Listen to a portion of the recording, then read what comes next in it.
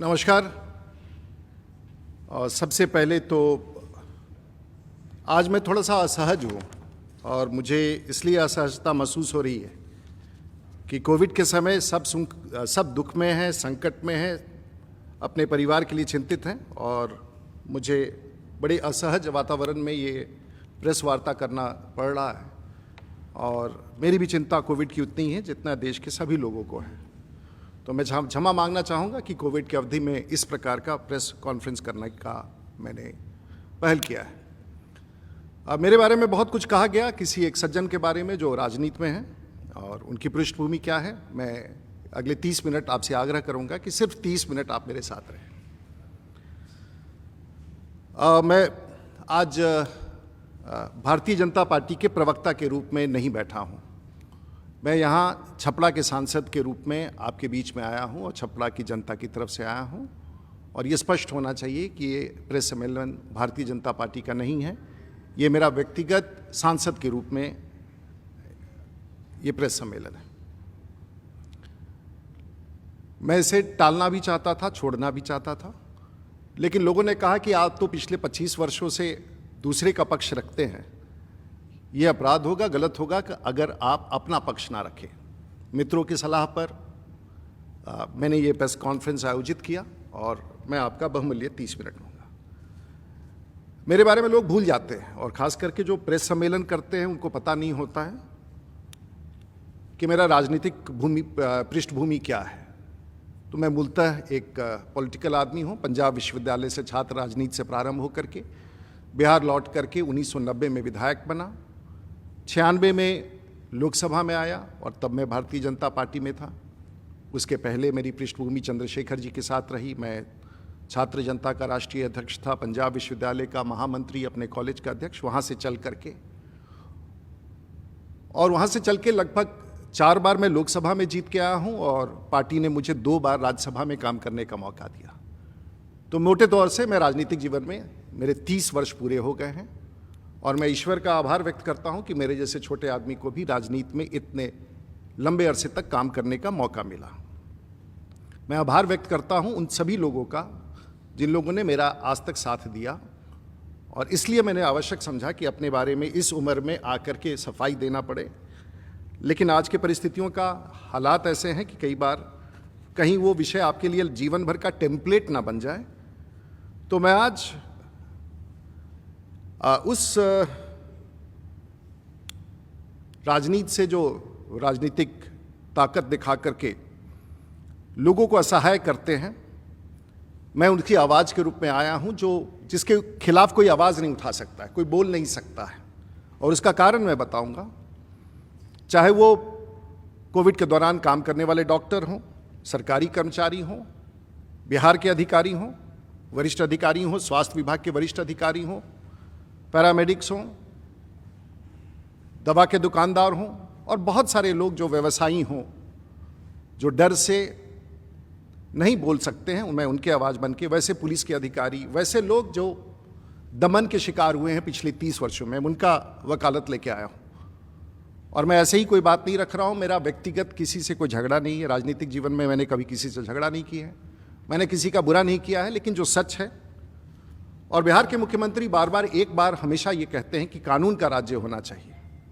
हमारा भी ऐसा मानना है कि कानून का राज्य होना चाहिए और इसलिए मैं आपके बीच में आया हूँ कि सचमुच अगर संविधान पर भरोसा है और हम सब पर भरोसा है तो हम सब लोगों को, मैं किसी का नाम नहीं लेना चाहूँगा क्योंकि, लेकिन फिर भी संदर्भ आया था और जिस दौरान ये चर्चा हुआ उस समय एक प्रकार का उत्तेजना था। असत्य के बीच में बहुत सारे तथ्य ऐसे रखे गए जो कोई सुनने के लिए तैयार नहीं था और भावनाओं में बह करके कुछ ओपिनियन बनाया गया। इसलिए मैंने 8 दिन का समय दे दिया और मैंने कहा कि 8 दिन के बाद मैं तथ्य रखूंगा ताकि आप भी शांति से मेरी बात सुन सकें। जो सही हो, मैं अगर गलत हूं तो गलत ही होऊंगा। गलतियां तो सबसे होती है, लेकिन वैसी गलती जो आपराधिक रूप से हो, मैं नहीं समझता हूं कि मैं करने का कभी मैं उसकी ताकत रखता हूं या मैं उसकी उस तरह से हूं। बहुत सारे ऐसे तथ्य प्रकाश पे आए हैं जिसका मैं आपके सामने लाना चाहूँगा और मैं नहीं जानता हूं कि बिहार की सरकार ने या देश की सरकार ने किसी पूर्व सांसद को कैसे ये अधिकार दिया कि वो बिहार के कॉन्शियंस कीपर हो जाएं और इंस्पेक्टर हो जाएं, डीजी हो जाएं, क्या हो जाएं नहीं जान जाएं, जगह जगह अस्पतालों में जा कर के सिर्फ बुराइयां ढूंढना। कमियां हो सकती हैं, देश भर में बहुत सारी स्थितियां, सब राज्य सरकारें लगी हुई हैं अपनी अपनी ताकत से, सब लोग लगे हैं। अगर कोई ये दावा करता है कि मैं ही लगा हूं तो ये अनुचित है। बहुत सारे ऐसे लोग हैं जिनके बारे में हम जानते नहीं हैं। ऐसा क्यों है कि सिर्फ राजनेता ही दिख रहे हैं कि वो काम कर रहे हैं, बाकी सब लोग चुप हैं। जो पत्रकार, बिहार ने तो जर्नलिस्ट को फ्रंटलाइन वर्कर्स का दर्जा दिया, जो पत्रकार इस समय हमें आके बाहर के वीसी पर देख रहे हैं, सब अपने अपने तरीके से कंट्रीब्यूट कर रहे हैं। देश की सरकार, भारत की सरकार, राज्य की सरकार, सभी लोग लगे हैं। ये आपातकाल की स्थिति है, स्वास्थ्य का आपातकाल है, हम सब लगे हैं। तो चलिए मैं आपको बताऊं कि जिस व्यक्ति के बारे में बात कर रहा हूं लोग भूल चुके हैं। अपराधी अगर किसी मंदिर में बैठ जाए तो संत नहीं हो जाता, और यहां मैं उसी विषय को दोहराना चाहूंगा और मैं आपको शुरू करूंगा। हम और आप चुनाव लड़ते हैं, चुनाव में एफिडेविट देते हैं और वो सबसे सही माना जाता है। तो मैं ये एफिडेविट के बारे में बताना चाहूंगा कि हमारे मित्र का एक एफिडेविट था और ये एफिडेविट की प्रति है और उनके पृष्ठ हैं। ये पृष्ठ हैं 32 आपराधिक मुकदमे का जो उन्होंने स्वयं स्वीकारा है, लेकिन ये कॉन्शियंस कीपर हैं बिहार और देश के, इसके बारे में कोई नहीं पूछता है। और ऐसा ही अगर आप देखेंगे तो पन्ना खत्म हो गया है अपने बारे में हस्ताक्षर करके कि मैं कितने अपराधों से जुड़ा हूं। मैं भी राजनीतिक व्यक्ति हूं, मुझे भी खंगाल लीजिए, और मैं भी 30 साल से राजनीति में हूं। और मैं सिर्फ एक पन्ना दिखाना चाहूँगा मेरे एफिडेविट में, अभी तक खाली है। मैं ईश्वर से यही प्रार्थना करता हूँ कि अपने राजनीतिक जीवन में मुझे अपराध और अपराधी की श्रृंखला में न जाना पड़े। ईश्वर मुझे ताकत दे कि ऐसे ताकतों के खिलाफ मैं लड़ता रहूं। मैं जानता हूं कि अपराधी के खिलाफ तो कार्रवाई करना आसान होता है, लेकिन राजनीतिक अपराधी के खिलाफ कार्रवाई करना संभव नहीं होता है, क्योंकि उसके पास उसी ताकत का, राजनीतिक ताकत का संरक्षण मिलता है। और उस राजनीतिक संरक्षण के सामने हम सब भी झुक जाते हैं, शासन भी कई बार झुक जाता है और दबदबे के साथ ताकत दिखा करके शासन के लोगों को भी झुकाने का प्रयास करता है ताकि आपराधिक पृष्ठभूमि समाप्त हो जाए। ये अपराध सामान्य नहीं है साहब। मैं नहीं बोलना चाहता था, मेरा कोई लेना देना नहीं। वो मधेपुरा की राजनीति करते हैं, मैं सारण का राजनीति करता हूं। और मैं आभार व्यक्त करना चाहूँगा सारण कमिश्नरी के लोगों को और उत्तर बिहार के लोगों को। हम अपराध की दुनिया से अलग हैं, शांति में हैं, हम ना कोई दंगा चाहते हैं। और हमारे हर समाज के लोग सारण जिला में सुख शांति से रहते हैं, चाहे किसी भी पॉलिटिकल पार्टी के हों, कोई भी विधायक हो, आरजेडी का हो, कम्युनिस्ट का हो, कहीं का हो। हम सब चुनाव तक लड़ते हैं और चुनाव के बाद जाकर के हम सब लोग साथ मिलकर विकास का काम करते हैं। और आज तक मेरे पॉलिटिकल लाइफ में मुझे, आप सबको पता है कि मैं सारण का सांसद रहा हूँ, छपरा का सांसद रहा हूँ। मेरी लड़ाई बहुत ताकतवर लोगों से हुई है, लेकिन एक सीमा के नीचे मेरे जिला में कोई नहीं गया। और मैं उन लोगों का नाम नहीं लेना चाहता हूं। मैं इतना जरूर कबूल करूंगा कि एक आपराधिक रूप से कभी किसी ने पॉलिटिक्स नहीं किया मेरे जिला में, और मैं उन लोगों का आभार व्यक्त करता हूं जो सीमा। तो ये चलिए आप इनका एक पृष्ठभूमि देखिए, और ये पत्रकारों के लिए है। जब आप ऐसे व्यक्तियों का 70 धाराएं हैं 31 केसेस में, और ये डकैती का है, राइटिंग का है, आर्म्स का है, थेफ्ट का है, कॉन्स्पिरेसी का है, क्रिमिनल इंटिमिडेशन का है, एब्डक्शन का है, ब्राइबरी का है, पब्लिक ऑर्डर। शायद सीआरपीसी और आईपीसी का कोई धारा बचा नहीं है जो हमारे मित्र के नाम पर नहीं है, लेकिन सब लोग भूल गए हैं।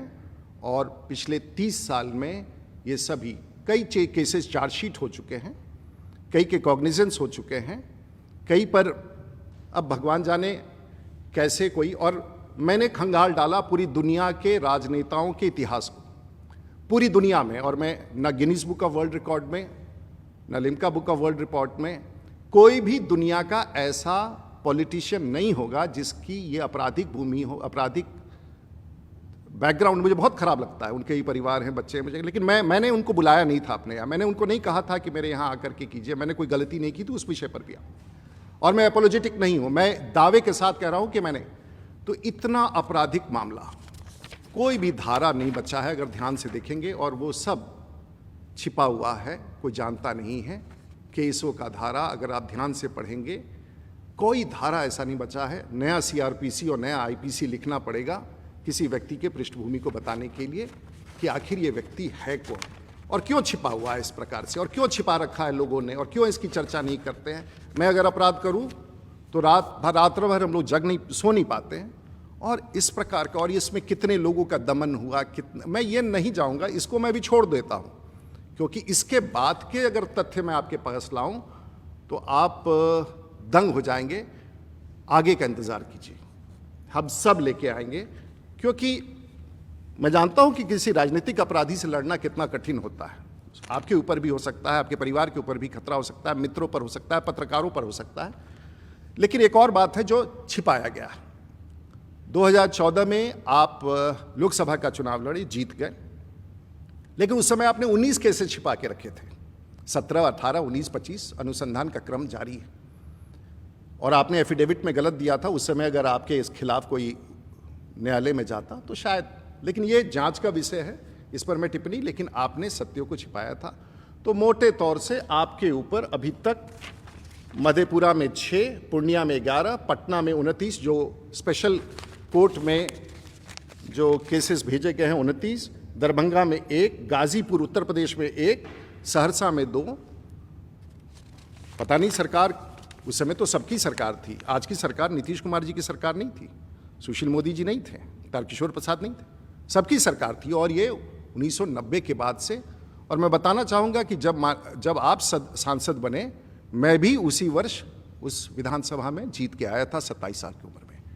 मैंने कभी आपसे किसी प्रकार का व्यवहार नहीं किया। आप राजनीति कर रहे थे, करें, सरकार का काम है देखना, लेकिन आपने आके एक ऐसा आरोप लगाया जो मेरे मन को झंझोड़ दिया। मेरे मन को नहीं झंझोड़ा, मेरे पूरे पॉलिटिकल फ्रेटर्निटी में एक आपने ऐसा शब्द डाल दिया जो शायद मैं कतई स्वीकार नहीं कर सकता था। मजबूरी में ये मैं प्रेस कॉन्फ्रेंस कर रहा हूँ कि तथ्य, और ये भारतीय जनता पार्टी का नहीं है, राजीव प्रताप रूडी का, और ताकि ये रिकॉर्ड पर रहे, कभी भी इस लिंक को उठा के कोई देख सकता है। मैं इसके बाद जानना चाहूँगा, आप बहुत अच्छे आदमी हैं, आप मोरल कीपर है, कॉन्शियंस कीपर हैं, तो एक वीडियो आपको दिखाना चाहूँगा। इसके बाद जो है B9 तक तो दिखा दिया। आप गालियाँ निकालते हैं, आप किसको छोड़ते हैं? सब खराब है। ये पूरा डॉक्यूमेंटेड है, किसी को आपने नहीं छोड़ा है, सरकार में, सरकार के बाहर में। मैं नहीं बोलना चाहूँगा किसका, ये पूरा पृष्ठ है। उत्तर प्रदेश के मुख्यमंत्री, बिहार के मुख्यमंत्री सड़क पर ला देंगे, दिखा देंगे। डॉक्टरों के बारे में कोई ऐसा आदमी नहीं बचा है धरती का जिसको आपने अपमानित नहीं किया है, रंजिश नहीं किया। और आप संत हैं और बाकी सब अपराधी हैं, पूरे भारतवर्ष के नेता अपराधी हैं। भारत के स्वास्थ्य मंत्री अपराधी हैं, गृह मंत्री के बारे में आपने बोला और कहा कि इसे जेल भेज देना चाहिए, अपराध करना चाहिए, इसका हम अंतिम संस्कार करेंगे। आपने ऐसी सी बातें कही, किसी ने प्रतिकार नहीं किया, हमने भी नहीं किया, लेकिन कहीं ना कहीं तो किसी को जवाब देना था कि आपका ये नहीं चलेगा। ये पूरा डॉक्यूमेंट है, आप उनके फेसबुक पर जाके देखिए कि देखिए, आपको अच्छा लगता होगा। लेकिन जिन लोगों ने इनको एक चित्रण किया, उनके बारे में बता चाहूँ। अब इसके बाद मैं एक छोटा सा विजुअल देना चाहूँगा जो इनके बारे में मैंने नहीं कहा। Denmark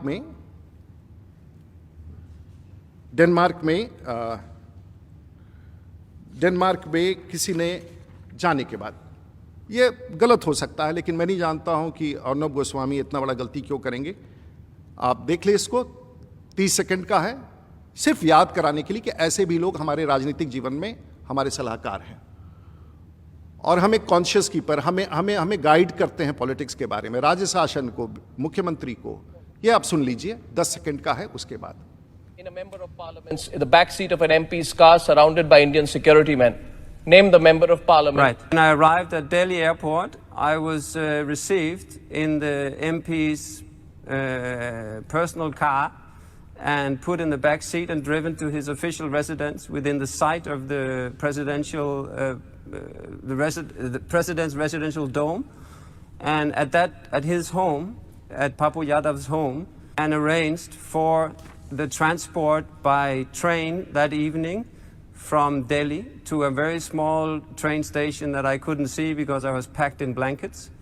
Another diplomatic, or what should I say, official car was waiting, plus 2 other cars with AK-47 guards, who then drove me directly from the platform of the station over the border into Nepal and dropped me at the bus depot on the Nepali side, from where I escaped back to Denmark.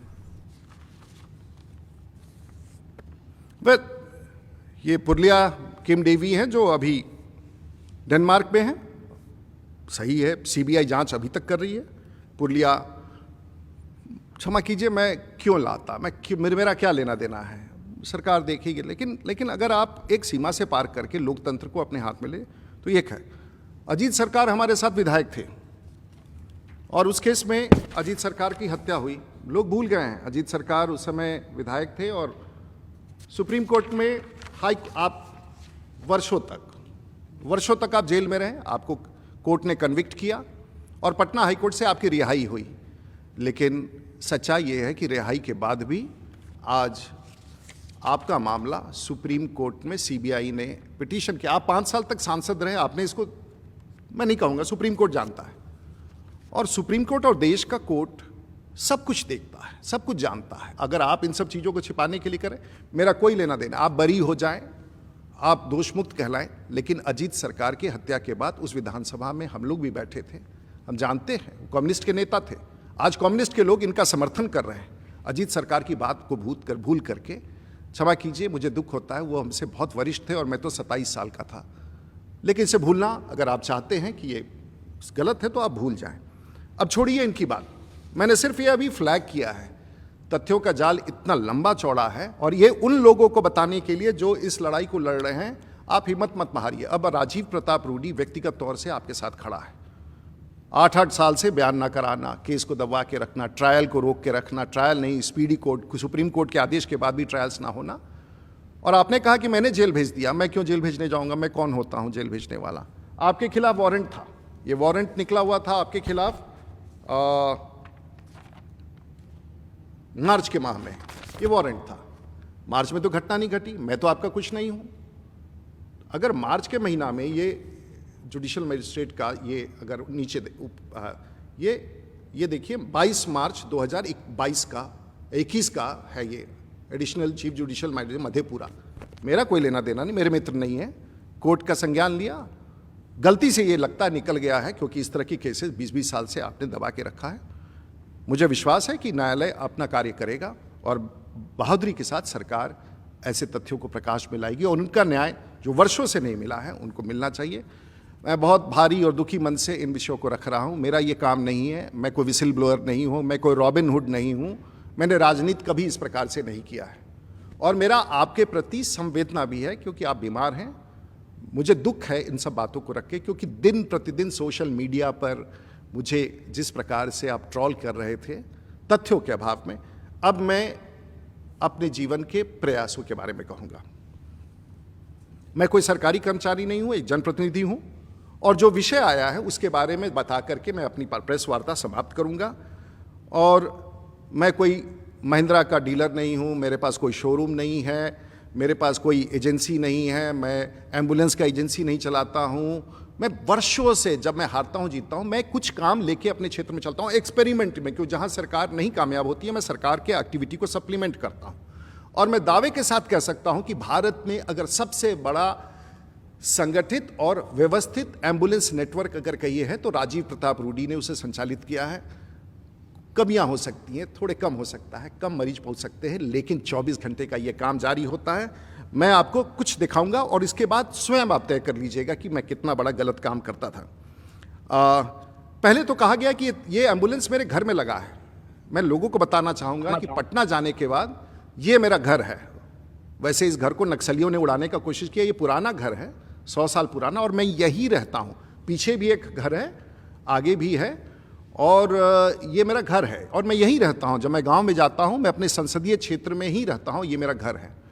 तो ये बहुत पुराना घर है और यहाँ कहीं ambulance नहीं है। उन्होंने बार बार कहा कि उनके घर में एम्बुलेंस चुरा के छुपा के रखा गया था। अब आप आइए जहाँ एम्बुलेंस खड़े थे, उस तस्वीर को देखिए और ये है एक बहुत ही आधुनिक सामुदायिक केंद्र जिस पर भी आरोप लगाए गए और ये कहा गया। अब आप देखिए सामुदायिक केंद्र को, जहां कुछ संचालन के दृष्टिकोण से यहाँ पर बहुत प्रकार का ट्रेनिंग होता है, बहुत प्रकार का काम होता है लोगों के बीच में, और मुझे लगता है कि एक सबसे अच्छा कम्युनिटी सेंटर जहाँ हर प्रकार का काम चलता है, आयुष्मान के कार्ड बनते हैं, लोगों गरीबों को मदद होता है और आगे भी कई योजनाएं हैं, ये है। और इस स्थान को उसने, और इसमें दीवार भी नहीं है, कहीं चहरदीवारी भी नहीं है। एम्बुलेंस को अगर छिपा के रखना है तो चहरदीवारी में बंद करके रखना होता है, यहाँ कहीं भी चहरदीवारी नहीं है, यहाँ कुछ नहीं है, आप सीधे जा सकते हैं। तो कोई भी आदमी किसी के हाथे में प्रांगण में घुस जाए। अब हम लोग आगे चलते हैं कि ये था ये समुदाय के, जो जानते हैं सारण को जानते हैं मैं किस प्रकार से। ये जमीन के बारे में कहा गया, ये जमीन जहां सामुदायिक भवन में 9 करोड़ रुपया, भगवान जाने कहां से 9 करोड़ का फिगर आ गया इनके पास, करोड़ से नीचे तो बात ही नहीं करते हैं। ये तो सरकार के नाम से पंजीकृत जमीन है। और मैं ये सब सरकार के नाम से, राज्यपाल के बार बार कहा, मेरे परिवार के लोगों का, ये सब देख सकते हैं, ये सब सरकार के नाम से पंजीकृत जमीन है। ये पूरा का पूरा एफिडेविट जमीन सरकार के नाम से निबंधित है और एक एक पैसा सरकार का है, संपत्ति सरकार की है। कहा मेरी निजी संपत्ति है। चलिए पॉलिटिक्स में इस प्रकार के आरोप लगते हैं, मुझे इससे कोई आपत्ति नहीं है, लेकिन सच बोलना चाहिए। और किसी विषय को जलाने के लिए, किसी को भड़काने के लिए आपने कहा एम्बुलेंस छिपा के रखा था, मैंने कुछ नहीं छिपा के रखा था।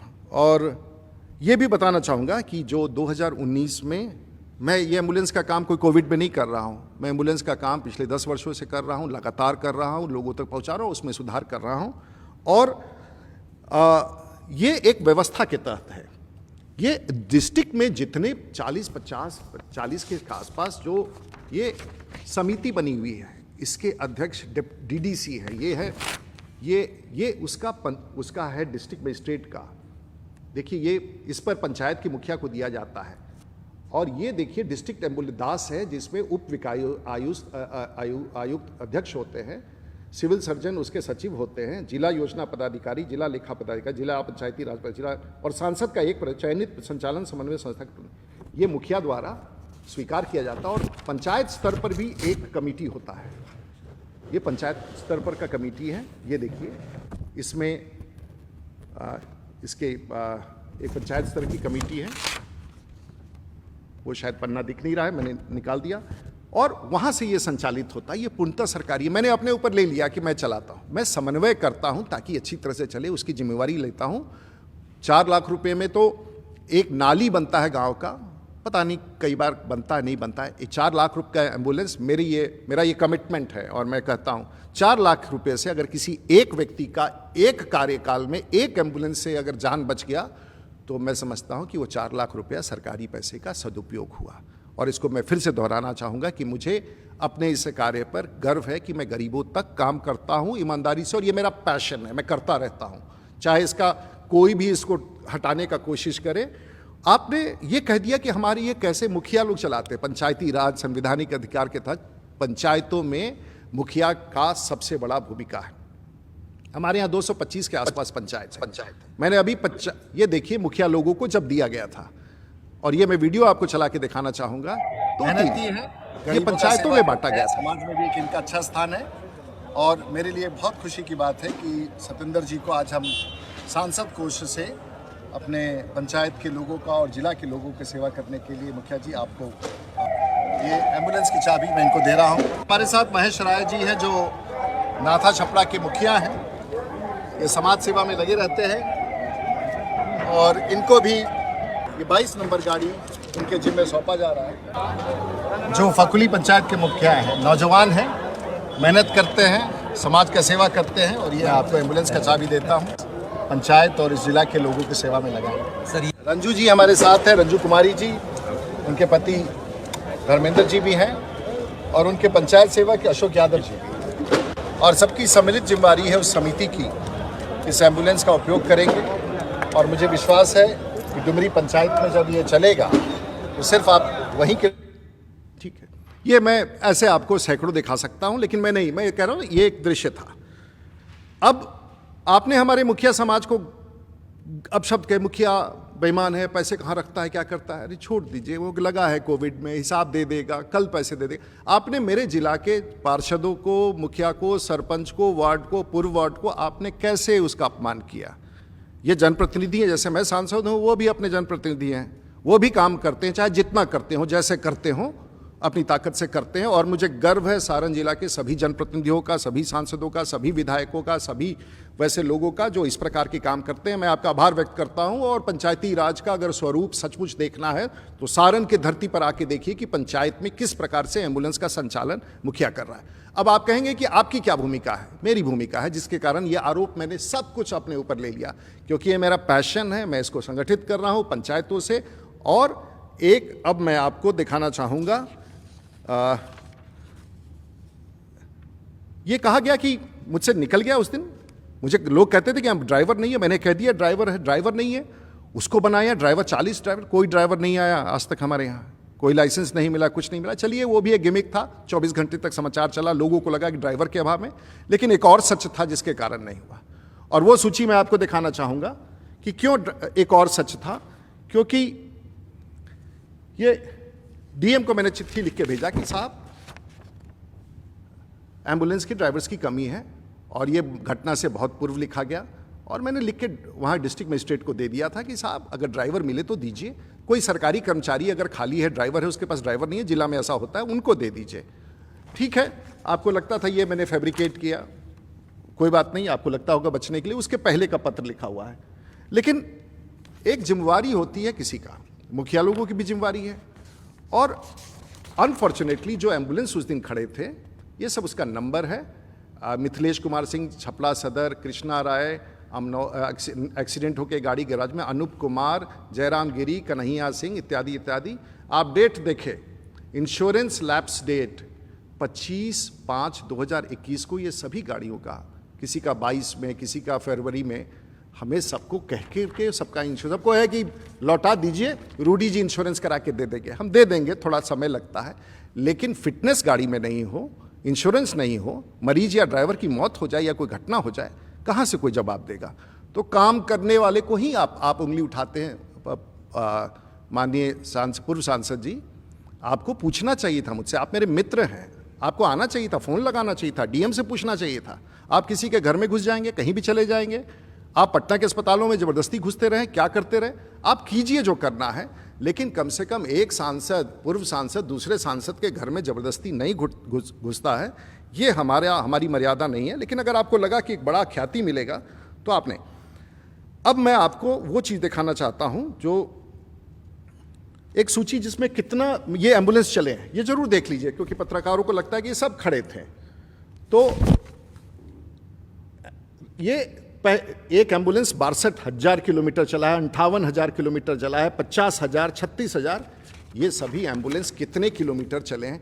कोई स्टैंड पर ले जाकर के सवारी ढोने के लिए एम्बुलेंस नहीं होते कि स्टैंड पर ले जाकर खड़ा करूं। और जिला में मैं दावे के साथ कह सकता हूं कि जिसने भी एम्बुलेंस मांगा 365 दिन वो एम्बुलेंस चलता रहता है। वो भी मैं दिखाऊंगा कि इसकी व्यवस्था क्या है। एम्बुलेंस के मामले में भारत में सबसे आगे हमारा एम्बुलेंस की व्यवस्था है। अब इस चीज़ के बाद यदि आप सवाल पूछना चाहें तो पूछें। मैं आपको एक डिस्प्ले जीपीएस का दिखाना चाहता हूं जो कंट्रोल करता है 24 घंटा 365 दिन, और इसके लिए कोई सरकार हमें पैसा नहीं देती है। ये मैं अपने शौक से इन सभी एम्बुलेंस को पंचायतों को फैसिलिटेट करने के लिए करता हूं, और आप 3 मिनट का समय दें, ये पूरी कहानी यहीं समाप्त हो जाएगी। और ये मेरा एक सेंट्रलाइज्ड कंट्रोल रूम है। इसमें आप देख सकते हैं कि ये, अब मैं कंट्रोल रूम को कहूंगा कि आप जरा विवरण दें, आज अगर चलने वाली गाड़ियों का, आज की तारीख में ये गाड़ियां सारण जिला में कहां हैं, कैसे हैं, कहां गाड़ियां चली, कितनी चली, और ये पूरे साल 2 साल का रिकॉर्ड हमारे पास जीपीएस में है। और ये सब लाल हैं जो वो गाड़ियां हैं। अब आप बताइए कंट्रोल रूम, जरा बताइए सब लोगों को, देश के लोग जान जाए कि आखिर में इतने सारे एम्बुलेंस अभी दिख रहे हैं और कहां हैं, बताएं।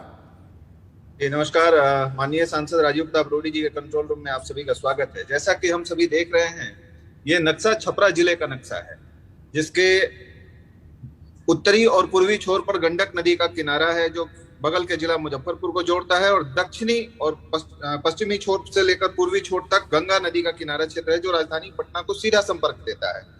यहाँ सभी एम्बुलेंस जो हम देख रहे हैं ये 3 रंग के दिख रहे हैं, एक लाल है, एक पीला है और एक हरा है। लाल रंग के वैसे सभी एम्बुलेंसेस हैं जो रेडी टू सर्विस मोड में खड़े हैं। पीले रंग के एम्बुलेंसेस वैसे हैं जो घंटे पहले 2 घंटे पहले कहीं ना कहीं से चल कर आए हैं, मरीज को सेवा देकर या तो पार्क हैं या फिर वापस लौटने की स्थिति में इंतजार कर रहे हैं, मरीज को लेकर लौटे या मरीज की तरफ से सूचना प्राप्त हो जाए कि अब सब कुछ ठीक है तो वे लौट जाए। और हरे रंग के एम्बुलेंसेस वैसे सभी एम्बुलेंसेस हैं जो अभी सेवा दे रहे हैं, अर्थात अभी चल रहे हैं, मरीज को लेकर किसी हॉस्पिटल की तरफ जा रहे हैं। इसकी सूचना के बारे में हम आपको बताना चाहते हैं कि यहाँ से हम इन सभी का समन्वय करते हैं। हमें किसी भी प्रकार की सूचना मिलती है, हम जीपीएस लोकेशन ऑन करते हैं और सीधे सबसे नजदीकी ड्राइवर को संपर्क करके जिस व्यक्ति के द्वारा हमें संपर्क किया जाता है उसका नंबर आदान प्रदान कराते हैं, समन्वय कराते हैं। एम्बुलेंस पहुंचने के बाद फिर हम यहाँ से फोन लगाकर कंफर्म करते हैं कि क्या मरीज को एम्बुलेंस में बिठा लिया गया या नहीं, और मरीज को हॉस्पिटल में भेजते हैं। मरीज हॉस्पिटल में जाता है, मरीज के जाने के पूर्व हॉस्पिटल से भी समन्वय किया जाता है अगर मरीज की स्थिति खराब होती है तो। और हमारे पास यह भी रिपोर्ट आता है कि अगर एम्बुलेंस कभी गति से ज्यादा चल रहा है तो हमारे कंप्यूटर स्क्रीन पे अलार्म बजता है और हम ड्राइवर को फोन करके यह पूछते हैं कि क्या ऐसी स्थिति है। जी धन्यवाद। क्यों मूवमेंट नहीं दिखा रहे? गाड़ियों का मूवमेंट अभी दिखा दीजिए, अभी कितनी गाड़ियां चल रही हैं और कितने गाड़ियों का मूवमेंट है, ये एक बार देख लीजिए। शायद आपको भी अगर चाहें तो आप अपने फ़ोन पर इन सभी गाड़ियों को देख सकते हैं। और पप्पू जी को भी इनको देख लेना चाहिए था, उस दिन कितनी गाड़ियां सड़क पर थी इससे पहले। आप देख लीजिए एक बार उसकी गति कहां से कहां चला। एक गाड़ी, कोई भी गाड़ी उठा लीजिए, आप कोई भी गाड़ी उठा लीजिए। ये गाड़ी हम देख रहे हैं, ये छपरा सदर प्रखंड के पंचायत राज फकुली के लिए ये गाड़ी दी गई है। इस गाड़ी का मूवमेंट हम देख रहे हैं। गाड़ी अभी छपरा डाक बंगला रोड पहुंच रही है।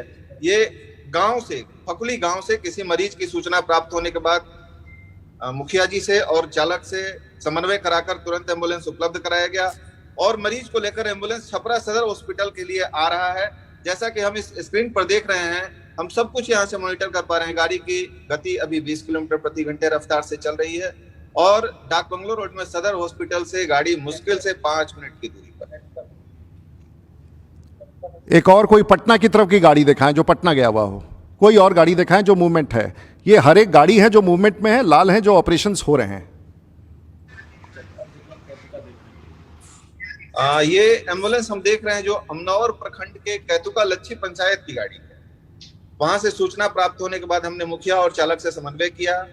17 मिनट में आग्रह के उपरांत वहां गाड़ी पहुंच गई और ये गाड़ी अभी कैतुका से चलकर सोनपुर होते, बेली रोड होते यहाँ पहुंच रही है पटना के लिए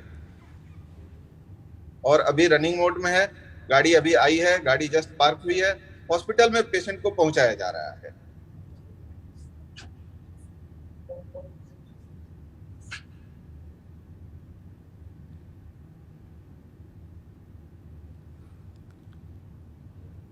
अगर एक और कोई दिखाना है दिखा दे। उसके बाद इस प्रकार से आप देख सकते हैं, अगर आप बैठ के अपने टेलीफोन पर आप हमारे कंट्रोल रूम से प्राप्त कर लें और कोई भी एम्बुलेंस को किसी भी समय देख लीजिए। माननीय मुखिया लोग पहुंचा रहे हैं, मैं उसको मदद करता हूं, इसलिए ये गाड़ी की गति 40 किलोमीटर है और ये भी है अगर ये 100 को पार करता है गाड़ी तो रेड अलर्ट आ जाता है और 100 किलोमीटर पार करते के साथ हम उसको तुरंत कहते हैं कि भाई गाड़ी क्यों तेज चला रहे हो। ये तो ऑटोमेशन है, जीपीएस पर है और ये छपड़ा रेवा मुजफ्फरपुर रोड पर भी गाड़ी है, साफ आ रहा है स्क्रीन पर और पिछले 6 महीने का आपको रिकॉर्ड मिल जाएगा। आप किसी गाड़ी को कहीं उठा ले, इसने अपनी गति कम कर ली। अब इस गाड़ी की गति 85 किलोमीटर है जो बहुत ज़्यादा है। हो सकता है किसी इमरजेंसी में लेके आ रहा हो, तो कहाँ ये गाड़ी है, किसके पास ये गाड़ी है, किस गति से चल रही है, कौन पेशेंट है, कब जाना है, कितने बजे जाना है। कभी आपको भगवान न करे कि इसकी ज़रूरत पड़े, सारण जिला में आप कभी बीमार ना पड़े। कुछ कमियां होती हैं, सब जगह नहीं कई बार पहुंचे, लेकिन वो बहुत रेयर है। लोगों से पूछना चाहिए, ना कि बाहर के नेताओं के पास इस विषय को लेके आना चाहिए। मैं आप पूछेंगे ये कैसे होता है, आखिर ये सूचना क्या है, तो मैं आपको दृश्य दिखाता हूं एक जहां से ये संचालित होता है, जहां पर ये कंट्रोल रूम है और ये कंट्रोल रूम का आप लेके आइए और दिखाइए दृश्य। ये प्रत्येक दिन का रिपोर्ट आता है मेरे पास। ये देखिए कंट्रोल रूम है, ये कंट्रोल रूम है और इसका वीडियो देखिए। ये 24 घंटा चलता रहता है। ये मेरे आपको विश्वास नहीं होगा कि किसी सांसद ने इस प्रकार की व्यवस्था कर रखी है। मैंने कर रखा और इतना सिर्फ एम्बुलेंस के लिए नहीं है।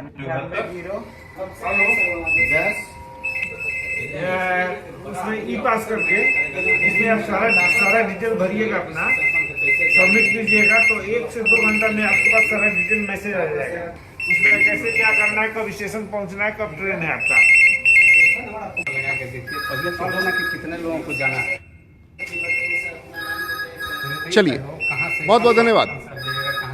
देखिए साहब, कार्यकर्ता यहाँ 24 घंटा बैठे रहते हैं, और ये सिर्फ एम्बुलेंस के लिए नहीं है। आप इस रिपोर्ट को देखना चाहेंगे, 15 दिन का कॉल सेंटर का रिपोर्ट, और ये डीएम एसपी सबको जाता है।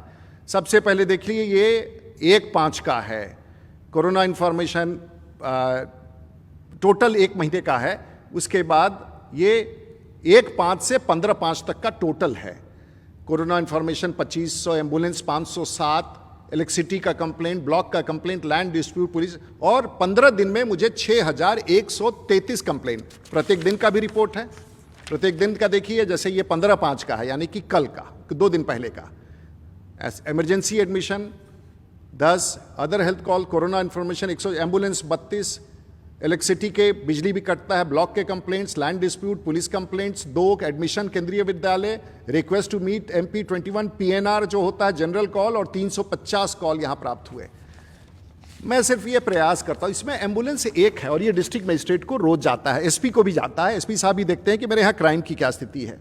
तो ये बड़ा खराब लगता होगा लोगों को इस तरह का काम। और मैं अपराधी हूँ, मैंने एम्बुलेंस पता नहीं कहाँ से, मैंने सुना था कि भाई होर्डिंग होता है, लेकिन एम्बुलेंस का कोई काला बाजारी होता है, हमने तो नहीं सोचा। हमारे यहाँ किसी को इस बात, और मैं, किसी ने पूछा कि आप दूसरे जिला में दे देते हैं। MP लाइट्स का मैं दूसरे जिला का जिम्मा नहीं ले सकता हूँ, वो तो सरकार का निर्णय होगा। कोई राज्यसभा का सांसद पूरे बिहार और देश को दे सकता है, लेकिन लोकसभा का सांसद सीमित क्षेत्र में। और मेरा कमिटमेंट सारण जिला है, और आज की तारीख में सारण जिला में 18,000 करोड़ रुपए का काम भारत सरकार और राज्य सरकार से चल रहा है। इसलिए मुझे कुछ नहीं कहना, मुझे अब इस बात समाप्त करना है। आप लोगों ने इतना समय दिया, लेकिन मुझ पर आरोप लगाया गया कि मैंने किसी को गिरफ्तार करा दिया। मैं, कोविड में देश ने देखा है कि बड़ा संकट का समय है, रुकने से, शांत रहने से ये प्रॉब्लम नहीं होता है। माननीय पूर्व सांसद जी को इतनी गंभीर बीमारियां थी, वो उसी बीमारी में अभी 15 दिन पहले शायद ऑपरेशन भी हुआ था, दुखद है। उसके बाद वो आरा भी चले गए, वहाँ झगड़ा कर लिया जा करके, वो छपड़ा भी चले आए, हमारे यहाँ भी झगड़ा कर लिया आ करके, कुछ केस मुकदमा भी हो गया है लगता है उनके यहाँ। वो PMCH में भी चले गए, डॉक्टर लोग NMCH में चले गए, वो आरा चले गए, वहाँ भी केस हो गया। आखिर में परिवार के लोगों को ध्यान देना चाहिए। जो व्यक्ति इतना बीमार हो, जो गिरफ्तारी के बाद इतना अस्पताल चला जाए, उसको इस तरह से नहीं घूमने देना चाहिए, क्योंकि सबने कहा है कि, और कोविड वार्ड में घुस जाना, सब लोग परेशान। कोविड वार्ड में आप घुस करके फिर घर जाते थे, अपने परिवार को भी संक्रमित करते थे, अपने मित्रों को भी, अपने सिक्योरिटी को, इतने बड़े फोर्स लेके चलते हैं। ये नहीं करना चाहिए था आपको, आपने इस बात का ध्यान नहीं दिया। और समाचार बनने के लिए, और आज आप इतने बीमार हैं, हमने किसी को नहीं जेल भेजा, हम ना जेल भेजने की क्षमता रखते हैं, और मैं कभी जीवन में किसी को कष्ट नहीं, लेकिन वहाँ से आप दरभंगा मेडिकल कॉलेज चले गए, और दरभंगा मेडिकल कॉलेज में आपने अपने से एक बोर्ड बैठाया, और बोर्ड ने कहा कि इनको भी पटना भेजना चाहिए, PMCH में भेजना चाहिए था। बोर्ड ने तय किया, मरीज क्यों तय करेगा, बोर्ड ने तय किया इनको पटना भेजना चाहिए। आपने सुपरिटेंडेंट को लिख दिया कि मैं नहीं जाना चाहता हूँ, पता नहीं क्यों। लेकिन अगर कल आपको कुछ हो गया, और उन डॉक्टरों का क्या होगा बेचारे, जिन्होंने कहा है कि इनकी स्थिति अच्छी नहीं है और इनको अच्छे उपचार के लिए आगे भेजना चाहिए, तो उन डॉक्टरों का क्या होगा उसको बताएं। तो इस प्रकार से आप कानून, मुझे बहुत चिंता है आपके स्वास्थ्य की, और मैं चाहता हूँ कि आप स्वस्थ हो जाए और समाज में अच्छी भूमिका निभाएं, अपराध की दुनिया से बाहर निकलें, और किसी को पीड़ा ना पहुंचाए, किसी को झूठ ना बोले, किसी को आपराधिक न कहे, किसी को गलत ना कहे। और पश्चाताप करने का समय है। उम्र में हर कोई आदमी को पश्चाताप, गलतियां सबसे होती हैं, पश्चाताप करना चाहिए, झूठ नहीं बोलना चाहिए, और आरोप नहीं लगाना चाहिए, वो टिकता नहीं है। और एक बात कहूँ, मैं सबसे पहले आभार देना चाहूँगा, आपने सबको आरोपित किया। देश के प्रधानमंत्री काम कर रहे हैं कोविड में, बिहार के मुख्यमंत्री जिनको आपने बहुत कुछ खरी खोटी, बिहार के मंत्रियों को, सुशील मोदी जी को, बिहार के तमाम नेताओं को, उत्तर प्रदेश के मुख्यमंत्री ने आपका क्या बिगाड़ा था। उत्तर प्रदेश के मुख्यमंत्री को आपने जो ट्वीट पर कहा है वो मैं दोहराना नहीं चाहूँगा। आपने भारत के स्वास्थ्य मंत्री को, आपने किसको छोड़ा है, आपने किसको बख्शा है। तो मैं ये नहीं जानना चाहता हूँ कि, और मैं भारतीय जनता पार्टी के उस 20 करोड़ कार्यकर्ता और देशवासी और सभी पत्रकार, आप मुझसे सहमत नहीं होंगे, मेरा इसमें कोई भी तथ्य मैंने अभी जो रखा है, मैंने मन गलत नहीं है और प्रमाण के साथ नहीं है, मैंने सब बात सत्य का रखा है। क्योंकि कई बार आरोप लगाने के बाद वो टेम्पलेट बन जाता है जो पूरे जीवन आपके साथ चलता है। इस टेम्पलेट के कभी भी किसी को कोई ज़रूरत होगा और भी कोई जानकारी आपको चाहिए तो मैं आभार व्यक्त करना चाहूँगा अपने कार्यकर्ताओं को, सारण के कार्यकर्ताओं को, सारण जहाँ मुझे गर्व है, मुझे गर्व है अपनी जनता पर, मुझे गर्व है अपने सारण के लोगों पर, भारतीय जनता पार्टी के कार्यकर्ताओं पर, बिहार पर गर्व है। मुझे दुख होता है जब पूरी दुनिया में बिहार का नाम कलंकित होता है, अपराध की दुनिया में जाना जाता है, मुझे बहुत दुख होता है। मैं देश दुनिया में जाता हूँ, आप मुझ पर कोई भी आरोप लगा दे ठीक है, लेकिन बिहार को कलंकित मत करें, बिहार के उस चित्रण को समाप्त मत करें। बिहार एक ऐसा धरोहर है जिसने दुनिया को मार्ग दिखाया है, दुनिया को राह दिखाया है, राष्ट्रभक्ति, देशभक्ति। अभी तो ऐसा लग रहा है कि बड़े सत्याग्रह में आप चले गए हैं, ये कोई सत्याग्रह नहीं था। अब कानून का अपना कार्रवाई करेगा, कानून का राज होना चाहिए और इसमें किसी राजनीतिक नेता का कोई हाथ नहीं है। मैं आभार व्यक्त करते हुए भारतीय जनता पार्टी मीडिया के लोगों का, जो अगर आपको लगे मेरा बात ठीक है तो समझिए, प्रवक्ता तो मैं पार्टी का रहा हूं, लेकिन आज मैं अपना प्रवक्ता बन के बैठा हूं ताकि गलत विषय नहीं रह सके। सारण की जनता के प्रति समर्पित हूं मैं और मुझे गर्व है अपने लोगों के, अपने कार्यकर्ताओं जो इस गलत बयानी का उन्होंने जवाब दिया है, मजबूती से जवाब दिया है। मैं इस बात को फिर मैं फ्रंट फुट पर, मैं कोई अपोलोजेटिक नहीं हूँ इस विषय को लेकर कि मैंने कोई गलत नहीं किया है, इसलिए मुझे लगा कि आना चाहिए। एक बार आप सभी लोगों को बहुत जो भी सवाल हैं आप भेज दें, मैं कुछ लोगों का क्वेश्चन लेना चाहता हूं लेकिन ग्लिच के कारण वो क्वेश्चन नहीं हो पा रहा है, वो नहीं सवाल आ पा रहे हैं। तो फिर से एक बार पूरे बिहार के तमाम भारतीय जनता पार्टी के कार्यकर्ता, हमारे पार्टी के नेता डॉक्टर संजय जायसवाल, उनकी पूरी टीम, देश के नेता मिस्टर नड्डा और उनकी पूरी टीम, आप कोविड में लगे हैं, करोड़ों कार्यकर्ता सभी दल के, सभी पार्टी के लगे हैं।